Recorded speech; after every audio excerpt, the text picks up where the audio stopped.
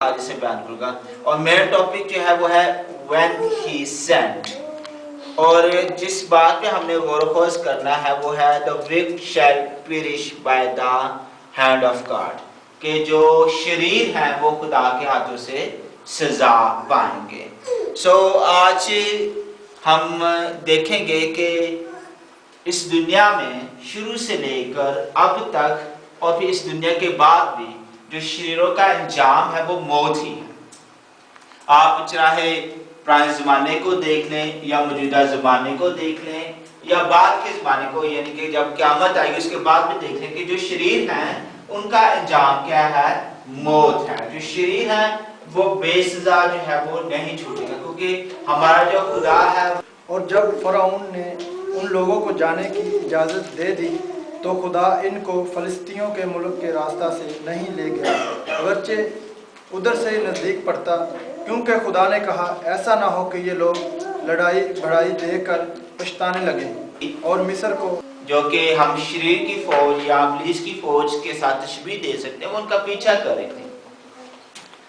اور یہاں جو مزے کی بات سیکھنے کے لیے آپ سب لوگوں کے لیے وہ یہ ہے کہ خدا ان کو چاہتا تو شارٹ کٹ راستے سے جو تھا وہ لے کے جا سکتا تھا۔ بہت سے ممکن روٹ بن رہے ہیں جن سے خدا جو تھا وہ اسرائیلیوں کو لے کر جا سکتا تھا، لیکن خدا نے اس شارٹ کٹ راستے کو، یعنی کہ فلسطین کے ملک سے گزرنے سے جو ہے وہ اب جو اسٹریٹجی تھی، جو پلان تھا، اس کو منسوخ کر دیا۔ اب ہوتا یہ کہ بہت دفعہ بعض کا ہم اپنی زندگی میں شارٹ کٹ مارنا چاہتے ہیں۔ ہم کہتے ہیں کہ یار ایسے اس طرح سے جلدی شارٹ کٹ بچ جائے گا تو ہمیں فائدہ ہو جائے گا، اور اکثر اوقات شارٹ کٹ کے چکر میں ہم کیا کرتے ہیں؟ نقصان اٹھا لیتے ہیں۔ اس طرح میں ٹیم کو بھی کہہ رہا تھا، جسے ابھی میں نے گاؤں بھیجا، میں شارٹ کٹ کے چکر میں ہم نے پورا کا پورا قصور اور اس کے ضلع چھان مارے، یعنی کہ اتنا لمبا روٹ ہمیں جو ہے کہ خدا کو چکر کھلا کر بحر پلزم کے بیابان کے راستہ سے لے گیا، چکر کھلا کر۔ اب خدا کو کیا ضرورت ہے کہ وہ اپنے لوگوں کو تھکائے، ان کو تھکاوٹ ہو جائے، یا خدا کو کیا ضرورت ہے کہ وہ بیچارے پہلے ہی اتنے بیابان سفر سے گزر کے آئے ہیں، تھکے ہوئے ہیں، خدا کو کیا ضرورت ہے کہ وہ ان کو اور زیادہ لمبے راستے سے لے کے جائے، لیکن ان کی تحفظ کے لیے، ان کی بھلائی کے لیے اور ان کی اچھی زندگی کے لیے خدا نے ایسا کیا۔ اب اسی کو ایک اور جگہ پہ اپلائی کرتے ہیں۔ ہم اپنی زندگی گزارتے ہیں اور بعض اوقات ہم اپنی چیزوں کے حصول کے لیے، اپنی منزل پانے کے لیے، دیکھیں انہوں نے وعدہ کی سرزمین میں داخل ہونا تھا، ٹھیک ہے، میں مختلف نقشہ جات آپ کو دکھاتا ہوں کہ انہوں نے وعدہ کی سرزمین میں داخل ہونا تھا، اور وعدہ کی سرزمین ان کا کیا تھی؟ ان کی کیا تھی؟ منزل تھی۔ وعدہ کی سرزمین ان کے لیے کیا تھا؟ انعام تھا۔ وعدہ کی سرزمین ان کے لیے کیا تھی؟ تحفہ تھا۔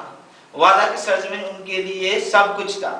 ہماری زندگی میں بھی ہماری کوئی منزل ہے، ہماری زندگی میں بھی ہمارے لیے کوئی نہ کوئی وعدہ کی سرزمین ہے، ہماری زندگی میں بھی ہمارے لیے کچھ نہ کچھ تحفہ ہے، اور ہم اس کو حاصل کرنے کے لیے کیا ماننا چاہتے ہیں؟ شارٹ کٹ ماننا چاہتے ہیں، اور پھر ہمارے اندر جلدی آ جاتی ہے۔ خدا میں دعا کو سن کیوں نہیں رہا؟ جواب کیوں نہیں آ رہا؟ یہ جلدی سے ایسا کیوں نہیں ہو رہا؟ میں نے تو ابھی ایک اور جارو خریدی، اس کے پیسے کیوں نہیں آ رہے؟ جلدی کیوں نہیں آ رہے؟ اچھا میں فون کرتا ہوں، میں فون کر کے ان کو اپنے ڈونرز کو تنگ کرتا ہوں، مجھے دیں۔ ہم اپنے فورس، اپنا زور لگانا شروع کر دیتے ہیں، لیکن خدا آپ کو گھما کے لے جانا چاہتا ہے تاکہ آپ سیکھیں بھی، تاکہ آپ میں ڈسٹنس بھی چاہیے تھا، اور اگر وہ فلسطینیوں کے راستے سے ہی گزرتے تو ہو سکتا ہے کہ ایک بھی اسرائیلی نہ بچتا،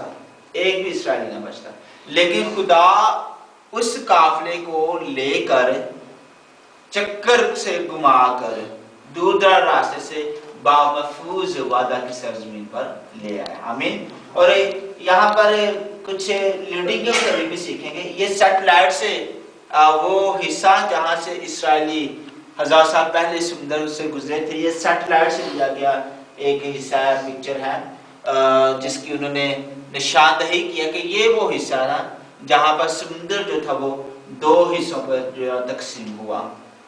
سیٹلائٹ جو ہے وہ چاند کے پاس ہوتی ہے.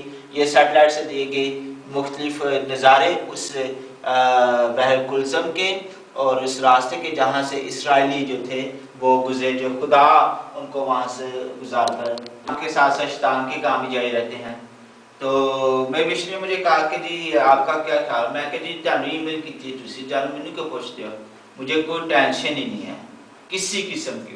جی مجھے آپ کو کیوں ٹینشن. میں کہ جی جو برکت خدا نے یعقوب کے لیے رکھی ہے اس کو کوئی چھین نہیں سکتا, جو برکت خدا نے میرے لیے رکھی ہے اس کو کوئی چھین نہیں سکتا.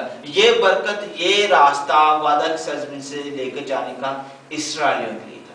اس سے کوئی اور فائدہ حاصل نہیں کرا. اور جیسے ہی شریر یہاں سے گزرے, جیسے ہی فرعون اس کی فوج یہاں سے گزری, کیا ہوا, سمندر دوبارہ آپس میں مل گیا اور فرعون کی ساری فوج جو تھی. اور یہ چیزیں جو دیکھ رہے ہیں, یہ جب انہوں نے اس کی مٹی کو اتارا تو اصل میں یہ کیا نکلے, یہ رتھوں کے ٹائر نکلے.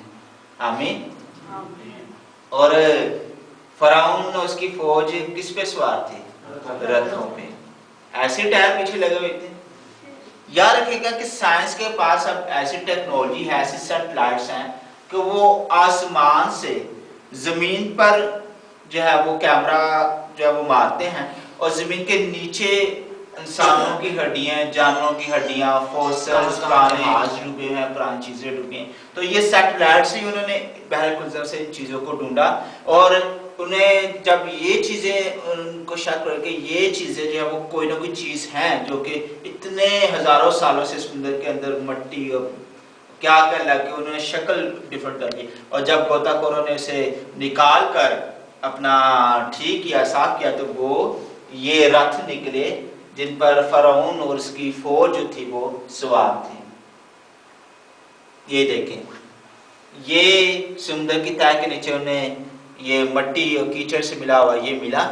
جب آہستہ آہستہ انہوں نے اس کو صاف کیا تو بعد میں پتہ چلا یہ تو رتھوں کے کیا ہیں, پہیے ہیں. یہ اوریجنل تصویر ہے, یہ سمندر کی تہہ میں جو وہ دھنسے ہوئے ڈوبے ہوئے رتھوں کے ٹائر, جو اس بات کا ثبوت ہے کہ فرعون اس کی فوج وہاں سے گزری تھی. اور جب ان کے جو رتھ تھے وہ